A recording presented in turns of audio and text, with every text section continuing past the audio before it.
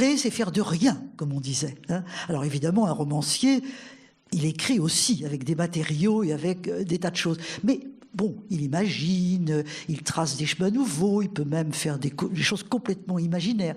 Ce qu'un historien ne fait pas ou ne peut pas faire, s'interdit même de faire. Donc il y a une différence. Il y a une différence entre ces différents types d'écriture.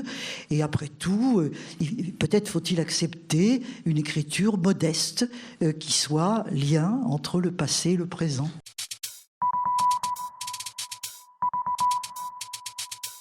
Michel Perrault, merci beaucoup de nous faire le plaisir d'être venu. On avait fait un entretien avec vous déjà dans Télérama au mois de janvier, et vous êtes toujours dans l'actualité en fait. Hein. Bon, évidemment avec les grèves ouvrières, avec l'histoire des femmes.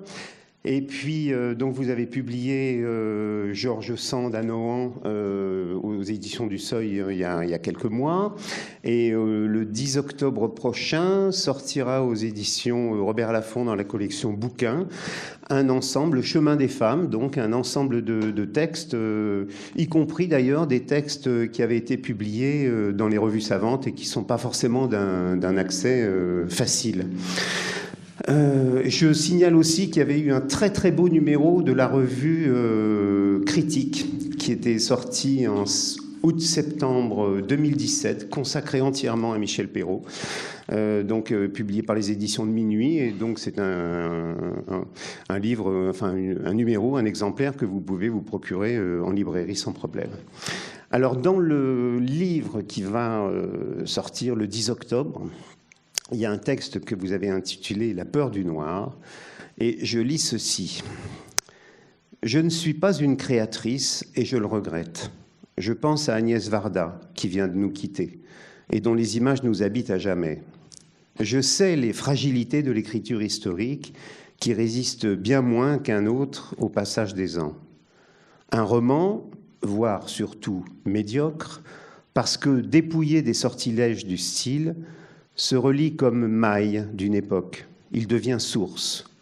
Un récit historique s'inscrit dans une historiographie qui intéresse les professionnels plus que le public. Il dit ce qui a paru important à une génération, ce à quoi il était sensible, au risque d'étonner ses successeurs qui regardent ailleurs. Je vous trouve sévère pour les récits historiques. Je suis sévère pour moi-même. J'aime l'histoire, bon, j'aime les récits historiques, mais par ailleurs, ce que j'écris, je le pense, là, vous voyez, je pense quand même que l'histoire est un regard, un lien entre nous, actuellement, et le regard que nous portons sur le passé. Ce qui, évidemment, introduit, ça réintègre le passé dans notre présent. Après tout, c'est un petit peu le rôle des historiens. Ce sont des armes que nous donnons pour comprendre ce présent qui est pétri du passé aussi. Hein. Mais ce regard va changer. Une génération nouvelle, des générations nouvelles vont arriver, n'auront pas les mêmes intérêts. Moi, je me suis intéressée aux ouvriers, mais parce que c'était la grande réalité sociale de mon temps, de la génération de la reconstruction, après-guerre, etc., etc. Mais c'est plus, sans doute, ce qui intéresse la génération d'aujourd'hui, qui va être évidemment beaucoup plus sensible, mettons, à l'écologie, pour parler vraiment grossièrement. Donc, oui, il y a une certaine fragilité de la position de l'historien et de l'écriture historique, après tout, qu'il faut accepter. C'est ainsi. Un roman... oui, c'est pas la même chose, parce que un roman, c'est une...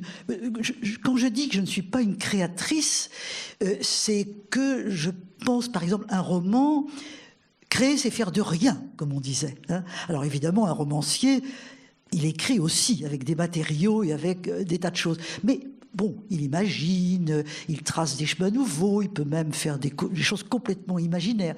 Ce qu'un historien ne fait pas ou ne peut pas faire, s'interdit même de faire. Donc il y a une différence. Il y a une différence entre ces différents types d'écriture.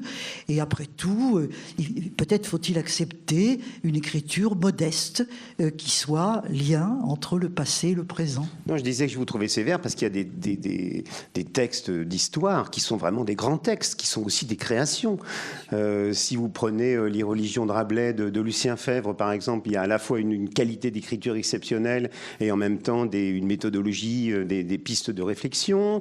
Vos textes également, qui vous citez des romans médiocres. Enfin, vous les citez pas d'ailleurs, mais on sait qu'il y en a. Donc en fait, il y a des textes aujourd'hui, et de plus en plus, je trouve, des textes d'historiens, des livres d'historiens qui égalent des grands romans et qui méritent aussi d'être hissés à un niveau de qualité littéraire supérieur. Bien sûr. Pirenne, Marc Bloch, Lucien Febvre, Alain Corbin, Mona Ozouf, etc., enfin les anciens et les présents. Ce sont des livres qui, en effet, méritent de rester dans les bibliothèques, bien sûr, absolument. Ceci dit, vous mettez quand même le doigt sur la qualité de l'écriture. Un livre d'histoire doit à la fois être rigoureux, aller faire le travail de l'historien, on ne va pas développer ici, mais si le plus, ça sera quand même la qualité de l'écriture. Les livres que nous venons de citer sont des livres attrayants parce que écrits. Même Michelet, dont nous sommes loin aujourd'hui de partager tous les points de vue. Moi, j'aime beaucoup Michelet, mais je ne partage pas du tout son point de vue sur les femmes, par exemple. Et puis, quelquefois, il tire à la ligne, quand même. Oui, de temps en temps, il tire un peu à la ligne. C'était le 19e qui était comme ça. Ma chère George Sand, ça lui arrive aussi quand elle écrit des romans. Oui, mais c'est vrai que l'importance de l'écriture, alors quelle écriture? Voilà, l'écriture historique risque, avec le clin d'œil qu'elle a sans cesse entre passé et présent, de se démoder un peu plus. Là, viennent de sortir une pléiade consacrée à Georges Duby aux éditions Gallimard, et il y a des textes dans lesquels il réfléchit justement au style de l'historien. Alors quelquefois il dit « je », alors que dans le cadre universitaire, en général, on dit « on » ou « nous ». On ne dit pas « je ». Mais lui, il explique qu'il dit « je » parce qu'il veut se mettre en première ligne, en quelque sorte. Il veut revendiquer la responsabilité de son écriture. Mais quelquefois, il adapte son style en fonction de l'objet de sa recherche. Je pense par exemple à ce qu'il a écrit sur l'art cistercien. Il a des phrases très courtes, très, très, très dépouillées, très épurées, pour que ça coïncide justement avec l'objet de son livre. Oui, mais Georges Duby, que je n'ai pas cité, mais c'est pour moi un des plus grands, en effet. Pour les raisons que vous venez de dire, cette sensibilité qu'il a, ce style, sur le maréchal, c'est absolument formidable. Sur les femmes du XIIe siècle, c'est très beau. Enfin, ce sont des textes qui tiennent le coup en raison de l'écriture qui les met en scène, en quelque sorte. Duby était un homme passionné d'art, par ailleurs. Vous savez que c'était un grand ami de Soulages et qu'il a chez lui, il avait de très beaux tableaux de Soulages. C'était un homme qui était fasciné par l'art, les arts, et qui a d'ailleurs dirigé des collections. Donc, oui, il y a des historiens qui sont dans la vie artistique, dans l'écriture, dans la littérature, et au fond, où la frontière entre ce qu'on appelle la littérature et l'histoire, là, est ténue. Je rebondis sur les romans. Alors, quels sont si on vous demandait une liste courte de grands livres d'histoire et de grands romans qui vous viennent spontanément à l'esprit et qui vous ont marqué? Un de ceux qui m'a le plus marqué, c'était Henri Pirenne. Henri Pirenne, c'est un historien belge, mais qu'on lisait dans ma génération. Et les révoltes des tisserands de Flandre racontées par Henri Pirenne, pour moi, ça a été un choc. Savoir que, oui, il y avait eu cette réalité sociale au XVIe, XVIIe siècle, et même avant, c'était très, très important. J'ai beaucoup aimé toute l'œuvre de Marc Bloch, de A à Z, plus que Lucien Febvre. Lucien Febvre quelques années plus tard, j'ai vraiment beaucoup aimé Lucien Febvre. J'aimais beaucoup les historiens de l'Antiquité, Glotz par exemple, qui... Mycène, la civilisation mycénienne, mais moi j'ai rêvé là-dessus. C'était alors là, c'était au-delà de l'histoire, c'était le rêve des générations passées. Les romans, combien de romans? Je ne sais pas, parmi les tout premiers qui m'ont frappé, Tolstoï, Guerre et paix. J'ai beaucoup aimé Guerre et paix. La littérature russe en général, la littérature américaine, Faulkner, a été vraiment pour moi de révélation aussi, très très importante. Et bien sûr Proust, mais ça, tant de gens. Mais Proust, certainement un de ceux que je relis le plus souvent. On le lit et on le relit en fonction des âges, d'une façon, on découvre à chaque fois des choses. Voilà. Quelque part pour relire Le temps retrouvé, sentir les pavés sous les pas qui lui disent que les choses ont changé. Oui, c'est une merveille. Vous citiez Mona Ozouf à l'instant. Alors je citais aussi donc Mélancolie ouvrière, on va y revenir. Georges Sandanan, Histoire des chambres, vos livres, le livre de Mona Ozouf ou les textes qu'elle a écrits sur Henry James. On parlait d'Alain Corbin aussi, ses derniers textes, Les filles de rêve, L'histoire du silence, etc. Donc des historiens qui ont fait une œuvre universitaire, qui sont des historiens chevronnés, et il y a une pente littéraire sur laquelle vous glissez avec bonheur quand même. Oui, je pense que dans la génération que vous citez, il y a pas tout à fait les mêmes âges, mais enfin en gros, disons, il y avait une certaine austérité.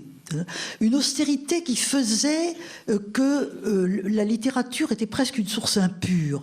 C'est pas vrai pour Mona Ozouf ou Alain Corbin qui ont rejeté tout ça, mais moi, mon maître Labrousse, qui a été quand même un grand maître, c'était... on ne trouvera pas l'histoire de la fortune chez Balzac. C'est une image littéraire, il faut aller dépouiller les registres des notaires. C'est en regardant il avait raison dans un sens, en regardant comment fonctionne l'héritage qu'on va pouvoir faire l'histoire de la fortune en France. Je pense qu'un Thomas Piketty ne renierait pas ce credo, en quelque sorte. Mais il y avait l'idée que, oui, la littérature, c'est très bien, il faut la lire, mais l'historien doit faire des choses plus sérieuses que ça. D'abord, il faut qu'il puisse compter, il faut vraiment faire des dépouillements statistiques, qu'évidemment, on ne peut pas faire avec Balzac. Donc, il y avait une espèce de frontière. Et cette frontière, elle était ridicule, dans un sens. Elle se comprend, tout à fait. Elle a ses raisons d'être. Mais il fallait la dépasser. Un jour, il fallait la dépasser. Et je dirais que la littérature, au fond, nous a sauté au nez. Elle nous a emportés avec elle. Oui, je dirais que peut-être le nouveau roman, d'une certaine manière, a ouvert des portes, nous a fait rendre compte que c'était un petit peu ridicule comme ça. Mais ce sont des verrous qui ont sauté sur plusieurs périodes. La Première Guerre mondiale, par exemple, au début, on ne pensait que l'étudier de façon diplomatique, en quelque sorte. Renouvin, qui avait fait la Première Guerre mondiale, qui avait été blessé, qui était amputé même, il ne parlait à la Sorbonne que des problèmes diplomatiques. À aucun moment la souffrance du soldat n'était prise en compte. Et c'est bien plus tard, en fait, qu'on s'est rendu compte que la littérature sur la Première Guerre mondiale était une source... imparable, sur des questions impalpables comme la peur, la souffrance, etc. C'était une source qu'il fallait absolument utiliser, quoi. Oui, quelqu'un comme Stéphane Audouin-Rousseau, par exemple, et on pourrait en citer beaucoup d'autres, a fait sauter cette frontière. Et disons que les émotions, pour reprendre l'expression d'Alain Corbin, le cœur, les sentiments, l'imaginaire, toutes ces choses-là ont pénétré l'histoire parce qu'elles sont aussi devenues des objets d'histoire. Et par contre, si on veut faire l'histoire de l'imaginaire, il faut évidemment lire la littérature. Où est-ce qu'on la trouvera autrement? On pourrait... Donc, oui, l'histoire a changé. L'histoire a changé de regard, de méthode, d'objets, de problèmes, de problématiques, et par conséquent de sources. et par conséquent de source. Si vous vous mettez à vous intéresser à l'histoire des femmes, vous n'allez pas utiliser les mêmes sources que si vous vous intéressez à la diplomatie, bien sûr, hein, ça va de soi. Et tout ce que vous avez dit sur la guerre, oui, bien sûr, ça me paraît tout à fait éloquent. Il y a eu, il y a 2-3 ans, un colloque au Collège de France, et la littérature était extrêmement présente. Là, on se posait même là. Il y a eu un très très beau livre de Clémentine Vidal-Naquet qui a étudié les correspondances entre les soldats et leurs familles. Hein.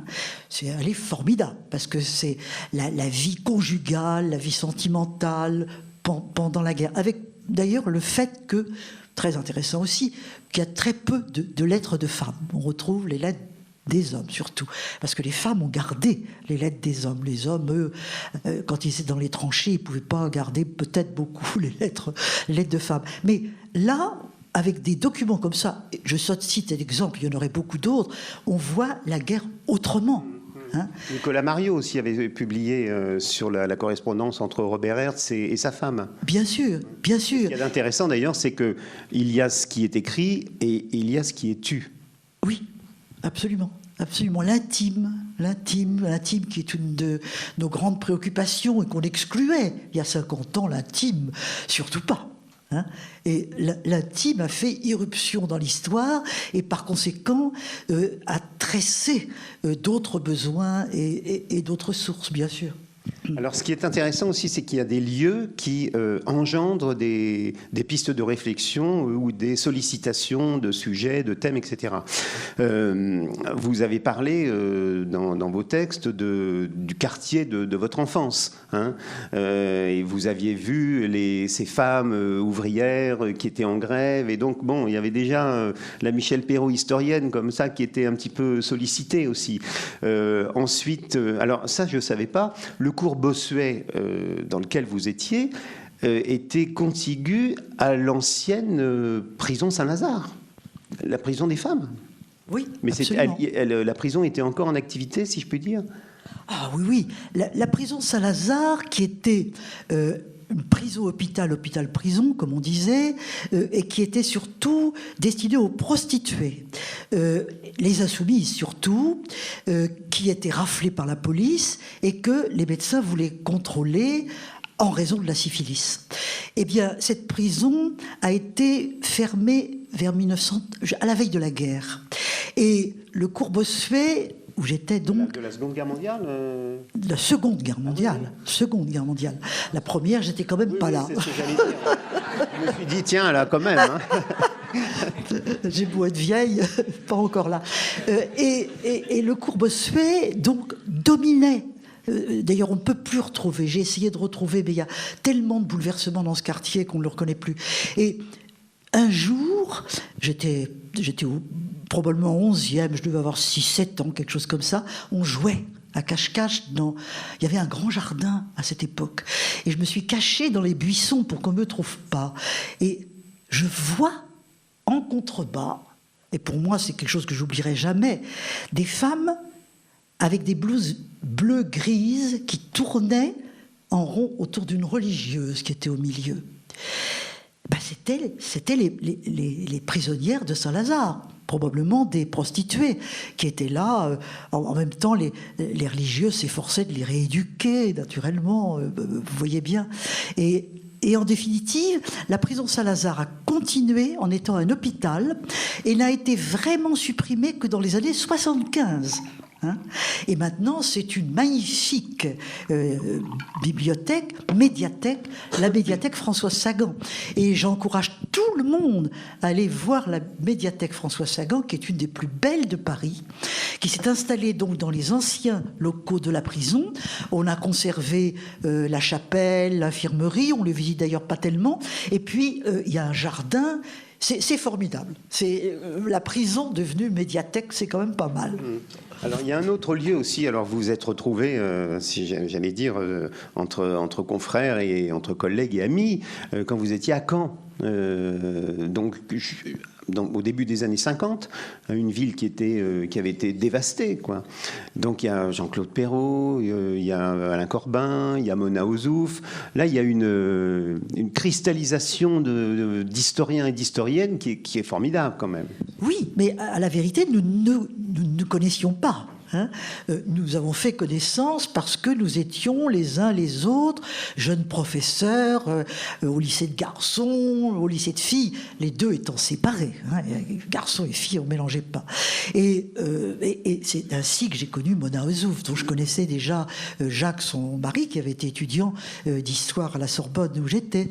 Et une autre grande amie, on a fait un trio avec Mona Ozouf, Nicole Le Douarin, qui est moins connue sans doute d'un public plus sciences humaines ou littéraires, mais qui est une très grande biologiste. On a parlé d'elle pour le Nobel parce que elle est une de celles qui ont découvert l'ADN en faisant des recherches sur l'embryon de poulet, ce qui, moi, à l'époque, me sidérait.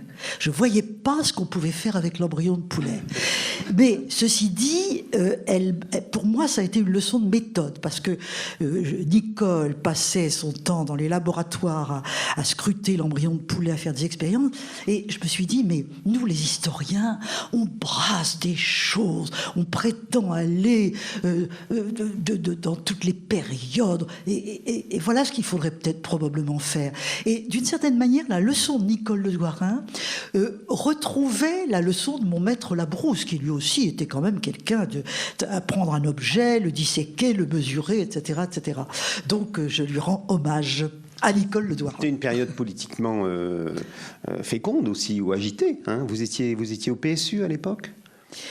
Nous avons contribué à fonder le PSU, oui, enfin, on venait, enfin c'est assez compliqué, mais on l'avait dit au Parti communiste. On n'y est pas resté longtemps. Et ensuite, on a rejoint cette nouvelle gauche qui s'organisait autour de PSA et de l'UGS.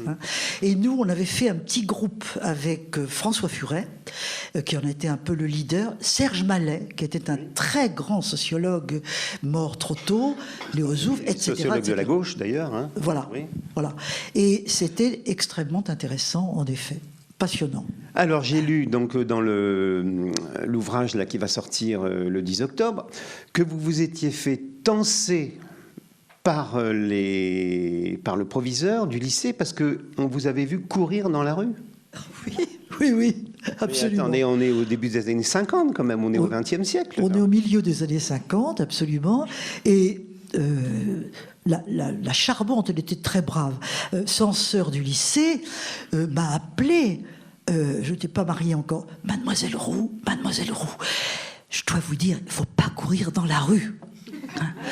Vous savez, et alors c'était toujours l'idée, c'était des femmes qui tenaient ce lycée de filles, là, très austères, très imbues, elles étaient très vertueuses. Et elles disaient, on nous regarde. Voilà. Dans la ville de Caen, qui était une ville à l'époque assez bien pensante, la bourgeoisie mettait plutôt ses filles dans le privé.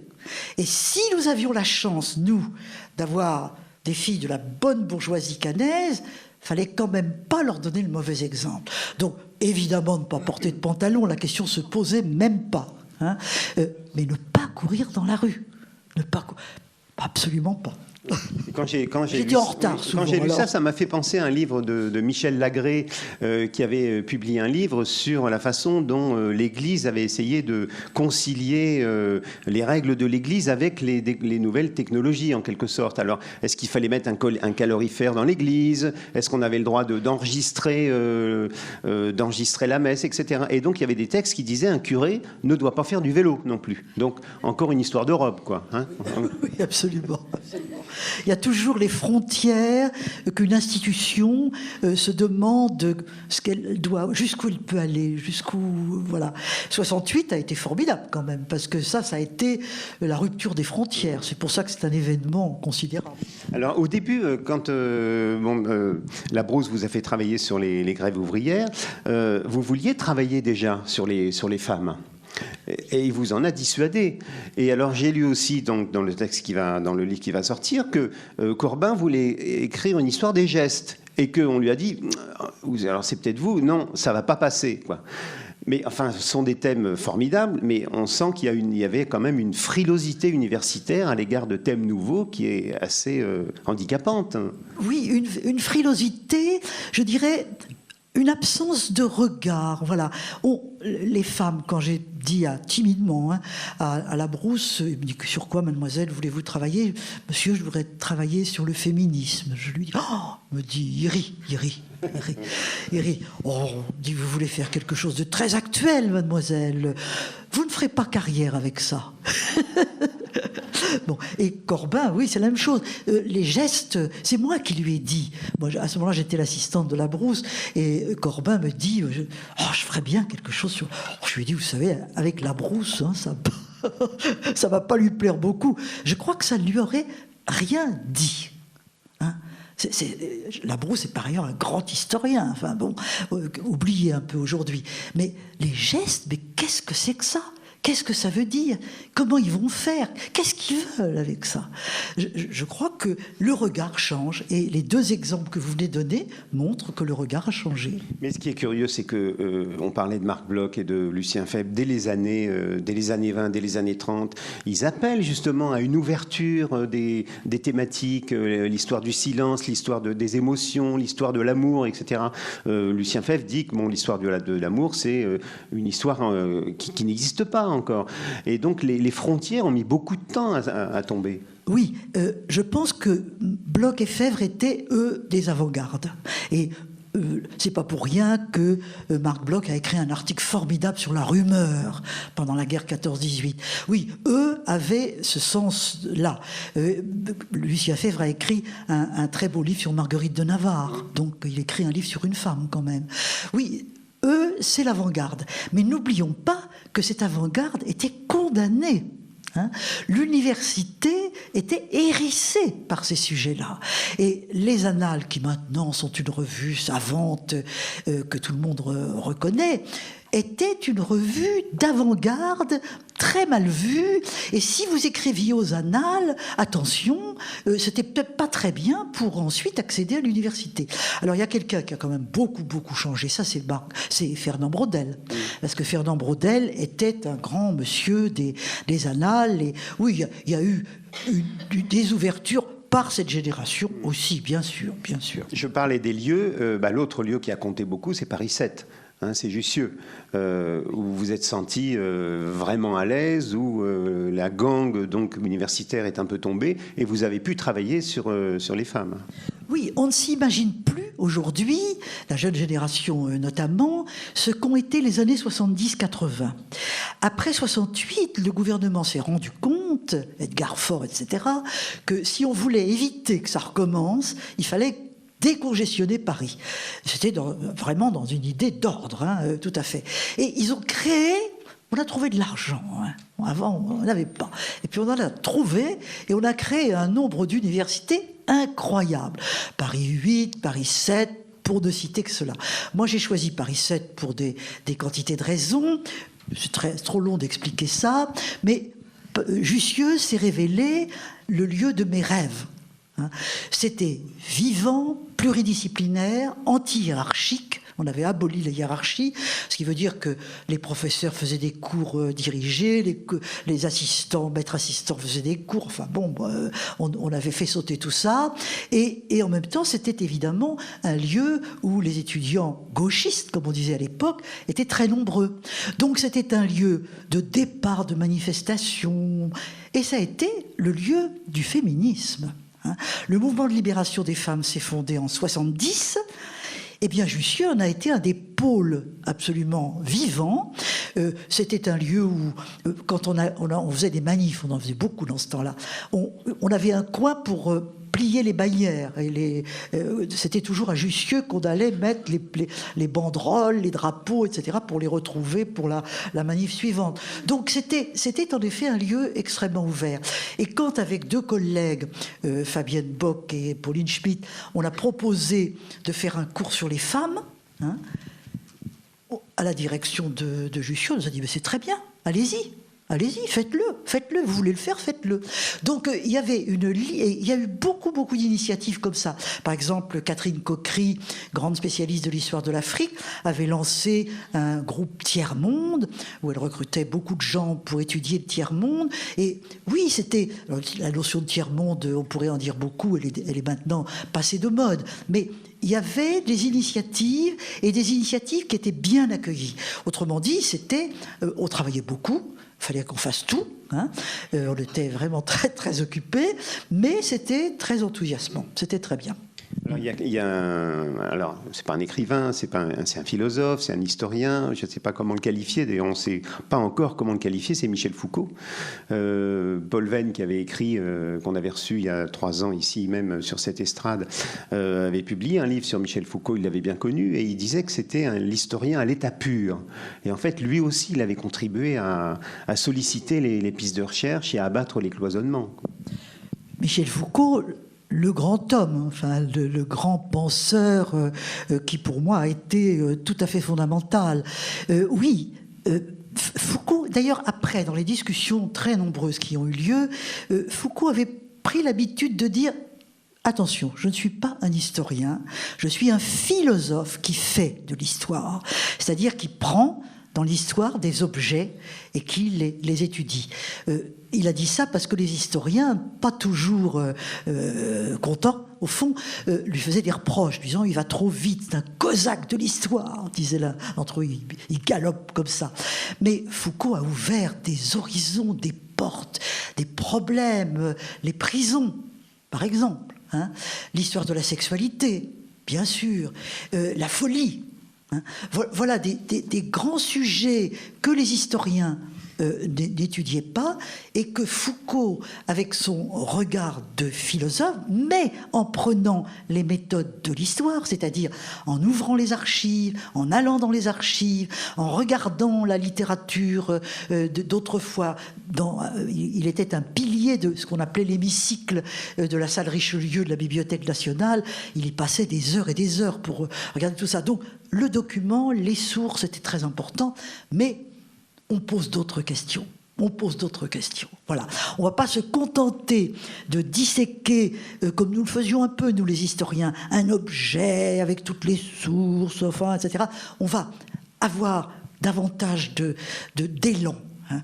On va poser l'objet et puis on va se dire qu'est-ce qu'il signifie pour l'histoire des hommes, des femmes, bien sûr, de ce temps. Il avait une écriture formidable. Hein. Et l'écriture magnifique. Un exemple, l'ouverture, les premières lignes de Naissance de la clinique, quand il parle des couloirs, de l'ombre, des rumeurs, des cris qu'on entend. Enfin, il y avait déjà toutes les problématiques dès les premières lignes. Bien sûr. Et Surveiller et punir, Naissance de la prison est un très beau livre de texte, on le lit pour l'élan et pour l'écriture. Il ne faut pas oublier que c'est lui, Michel Foucault, et ça montre bien le philosophe-historien, l'historien-philosophe, qui a exhumé le texte de Pierre Rivière. Pierre Rivière qui, en 1834 ou 35, tue ma mère, ma sœur, mon frère. Hein. Bon, il est arrêté, il est mis en prison, et les psychiatres de l'époque lui demandent d'écrire son histoire. Et c'est d'ailleurs passionnant parce qu'au fond, il écrit que s'il a fait tout ça, c'est parce que les femmes ont pris le pouvoir. C'est pas extraordinaire. Parce que la Révolution française avait supprimé les coutumes de l'ancienne France, avait dit garçons et filles seront égaux devant l'héritage, c'est quand même pas mal pour la Révolution française. Et lui, il venait de la coutume normande, alors il avait tout perdu, et son père aussi. Et voilà. Et Foucault a exhumé le texte, l'a publié avec des commentaires. Voilà un très beau travail d'historien philosophe. Dans la collection Archives chez Julliard. Et ça avait fait l'objet d'un film aussi. Et alors, vous avez... vous avez exhumé également le journal de Mélancolie ouvrière de Lucie Beau, hein, qui était une ouvrière qui avait commencé à travailler à 12 ans et qui, en 1906, elle travaillait dans l'industrie de la soie, dans l'Isère, et elle a été meneuse de grève. Et il y a eu une adaptation, un téléfilm de Gérard Mordillat. Et alors, je pensais à ça parce que, bon, il avait déjà travaillé sur la période, le fort de Beach aussi, pendant la guerre de 1870. Mais je citais tout à l'heure la Pléiade de Duby. Bon, il raconte bien, mais on le savait, mais là, il le re-raconte. Quand il avait écrit Le Dimanche de Bouvines, donc cette bataille au début du XIIIe siècle, il devait faire une adaptation filmée avec Serge July. Et au dernier moment, il s'est rendu compte que non, ça ne pouvait pas fonctionner. Pourquoi ? Parce qu'il ne pouvait pas imaginer ce qu'étaient les gestes des combattants, des chevaliers, des femmes au XIIe siècle. Et je me suis posé la question, si on proposait à Michel Perrault de participer à l'écriture, au dialogue d'un film sur une grève ouvrière en 1870, par exemple. Est-ce que vous auriez les mêmes préventions ? Est-ce que vous sauriez dire non, une ouvrière ne se déplace pas comme ça, ou ne crie pas comme ça, ou ne fait pas tel geste ? Je ne le ferai certainement pas moi-même parce que être scénariste est un métier difficile, mais j'entrerai volontiers dans une équipe parce que disons que c'est plus facile tout de même de connaître les gestes et les paroles des ouvriers des années 80, 1900, 1880, 1900, comme vous voulez, que les gestes d'un seigneur de l'époque de Bouvines. La distance n'est quand même pas la même, les sources ne sont pas les mêmes. Mais je pense que Duby, un petit peu poussé, je crois qu'il l'aurait fait. Il serait arrivé, je crois. Oui, mais alors, en ouverture des Dames du XIIe siècle, il écrit ceci. Il y a 15 ans, dans la dernière phase d'un livre, Le chevalier, la femme et le prêtre, je posais la question, que savons-nous des femmes ? Depuis, j'ai cherché parmi toutes les traces qu'ont laissées les dames du XIIe siècle. J'avais du goût pour elles. Je savais bien que je ne verrais rien de leur visage, de leurs gestes, de leur manière de danser, de rire. Mais j'espérais apercevoir quelques aspects de leur conduite, ce qu'elles pensaient d'elles-mêmes, du monde et des hommes. Je n'ai entrevu que des ombres, flottantes, insaisissables. Aucune de leurs paroles ne m'est directement parvenue. Tous les discours qui de leur temps leur furent prêtés sont masculins. Les ombres flottantes, c'est une très très belle image, mais ce qui dit du XIIe siècle, on peut le dire aussi jusqu'à la fin du XIXe. Plus ou moins tout de même, parce que je voudrais saluer ce très beau texte de Duby et dire que Duby était parmi les historiens l'historien conscient du fait qu'il n'y avait pas une histoire des femmes. C'est pour ça qu'on a co-dirigé ensemble l'histoire des femmes en Occident. Je pense que les femmes ont progressivement pris la parole et l'écriture, avant de prendre la parole murmurée. Et puis l'écriture. Elles se sont immiscées dans l'écriture, on le leur demandait d'ailleurs aussi, par exemple l'écriture familiale. Donc la densité des sources a quand même augmenté. Et il est tout de même plus facile de trouver des choses sur les femmes du 19e que sur les femmes du 12e et du Duby, probablement. Non, je dis ça parce que, par exemple, dans la sous-série F7, donc la sous-série aux Archives nationales, où il y a les textes, des comptes rendus, des rapports de commissaires de police sur des manifestations ou autres, quelquefois, lors d'une manifestation, on dit, il y avait tel anarchiste, tel guédiste, tel juressiste, etc. Il y avait aussi dans la salle des militaires et des femmes. Donc, des groupes sociaux, mais les femmes étaient indifférenciées. On ne savait pas qui c'était, ou alors quand ils essayaient de leur donner une identité, c'était soit des maîtresses, soit des prostituées, quoi. Voilà. Mais en fait, on ne savait pas vraiment qui c'était, quoi. Oui, il y a bien sûr, il y avait toujours ce regard global sur les femmes, groupe, et puis groupe qui n'a pas à être là, en définitive. Donc, on regarde si elle ne parle pas un peu trop fort, c'est ça surtout. Dès qu'elle parle, le commissaire de police, ou la personne qui prend des notes et dont on a les récits, elle vocifère. Voilà. Dès qu'elle parle, elle vocifère. Autrement dit, il y a des stéréotypes sur les femmes que ces gens reproduisent très bien. C'est pour ça que j'ai beaucoup aimé Lucie Beau. Parce que Lucie Beau, elle a écrit. Elle n'a pas écrit beaucoup. 15 pages imprimées, dont on ne sait même pas très très bien dans quelles circonstances ça a été fait. Mais tout de même, là, il y avait une ouvrière qui disait « je ». Elle commence sa petite biographie en disant « Je suis née en 1882, je suis entrée au travail à l'âge de 12 ans. » Voilà, hein. Formidable. formidable. Alors après, elle parle des luttes. Et alors là, à nouveau, elle dit nous. Hein, le nous à nouveau. Et on regrette un petit peu que le je se soit un petit peu effacé devant le nous. Mais le travail que nous avons fait avec d'ailleurs les amis de Visil que j'ai rencontrés, un ancien instituteur, toutes sortes de gens, on est parti à la quête de Lucie Beau et en définitive, bah oui, on a quand même trouvé beaucoup de choses. Beaucoup de choses. Vous l'aviez croisé déjà dans vos recherches antérieures. Oui. Je l'avais rencontré quand je travaillais sur les grèves. Et j'avais trouvé, enfin on ne peut pas tout détailler, j'avais vu ce texte-là. Je l'avais d'ailleurs fait republier dans la revue Le Mouvement Social. Et c'est comme ça, plus tard, 20 ans, 10 ans plus tard ou 15 ans plus tard, et le texte a circulé dans la région, à Visil. Et c'est comme ça qu'un ancien instituteur, lisant leur revue locale, a dit « Ah ben tiens, mais Lucie Beau, c'est quelqu'un de Visil, ce serait peut-être intéressant. » Et il a commencé des recherches, retrouvé des descendants, hein, qui ne savaient même pas qu'elle avait existé. Enfin, il savait qu'elle avait existé, le nom était sur la tombe, mais ce qu'elle avait fait, il ne le savait pas du tout. Hein. Et comme ça, on lui a rendu, on lui a rendu sa stature, sa vie, on a même un peu imaginé. Vous vouliez me dire quelque chose ? Non ? Je vois rien. Hein. Ah, on peut demander à la salle s'il y a des questions quand même, oui ? 5 minutes ? Le commissaire politique, là, attention. Hein. Donc, est-ce que quelqu'un veut poser une question à Michel Perrault ? Madame, oui, ou mademoiselle, il y a un micro là qui circule. Bonjour. Je voulais savoir si vous avez déjà pu prendre connaissance du travail d'Yvon Jablonka sur l'histoire du patriarcat et les nouvelles masculinités, qui fait un travail justement à la fois subjectif et d'historien. Et je voulais voir ce que vous en pensiez. Beaucoup de bien. Beaucoup de bien. Je pense que Jablonka est quelqu'un qui se pose la question des femmes depuis longtemps. Il a écrit un livre dans la collection La vie des idées sur une esthéticienne qui est remarquable, oui, hein, très bien. Et puis il y a eu Laetitia qui a eu un très très gros succès. Et puis ce livre qui est intéressant à plusieurs degrés.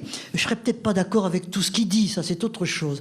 Mais un homme qui prend en compte sa situation d'homme, hein, pour l'analyser et puis, réfléchir là-dessus.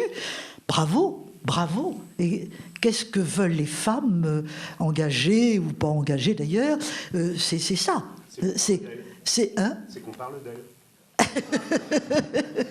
C'est qu'on parle d'elles et que eux aussi s'interrogent sur leur rapport avec elles. Parce que, l'histoire des femmes, c'est aussi l'histoire des hommes. Donc, et par conséquent, travailler sur les deux, le genre, comme on dit, hein, c'est-à-dire la construction de la différence des sexes par l'histoire et la culture, oui, ben voilà, moi je salue l'œuvre de Jablonka. Madame ? Je voudrais savoir, vous avez écrit tout un livre sur George Sand. Et en fait, c'est un personnage qui est extrêmement féministe à l'époque et qui en même temps, enfin je trouve, conserve sa part de mystère. C'est l'époque du romantisme et on la connaît peu en fait.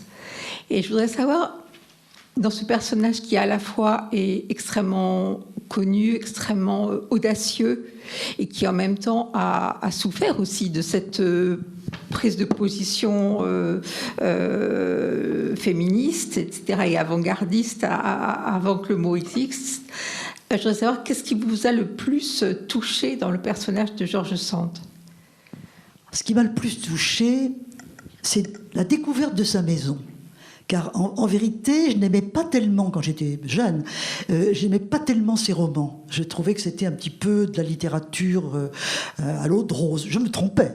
Je l'avais mal lu, absolument, car c'est pas du tout ça.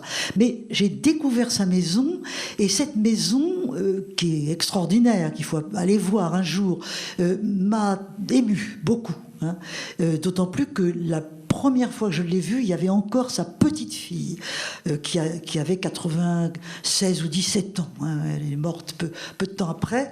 Et il y avait là quelque chose d'un contact direct, médiatisé, bien sûr, avec le passé qui m'a beaucoup touchée. Et c'est ça d'abord. Alors après, évidemment, je me suis beaucoup intéressée d'abord à ses écrits politiques. C'est ça qui m'intéressait, parce que c'est une femme qui est intervenue en politique à une époque où les femmes étaient totalement exclues de la politique. Donc j'ai édité, à la demande de Duby d'ailleurs, dans la collection que Duby dirigeait à l'Imprimerie nationale, j'ai édité ses écrits politiques. Et puis, de fil en aiguille, je me suis intéressée à sa vie, à sa famille, et alors quelque chose, puisque vous me demandez les choses qui me touchent, les rapports difficiles, ô combien, avec sa fille Solange. Ça, c'est quelque chose qui me tracasse un peu. Je trouve ça très troublant. Et puis, pour le reste, j'ai infiniment d'admiration pour cette femme libre qui disait « Je n'ai jamais eu de maître, même en amour ». Alors là, il va falloir rendre la salle. Alors donc, Michel Perrault, vous allez pouvoir signer des livres, les vôtres, hein, à la librairie à côté. Et pour ma part, on va continuer avec l'histoire. Là, alors peut-être pas dans cette salle, mais dans une autre. Je vais recevoir quelqu'un que vous connaissez bien aussi, c'est Georges Vigarello. Voilà. Que je salue, dont je salue l'œuvre que j'admire profondément. Ça lui fera plaisir. En tout cas, merci à toutes et à tous d'être venus. Et puis voilà, à bientôt alors.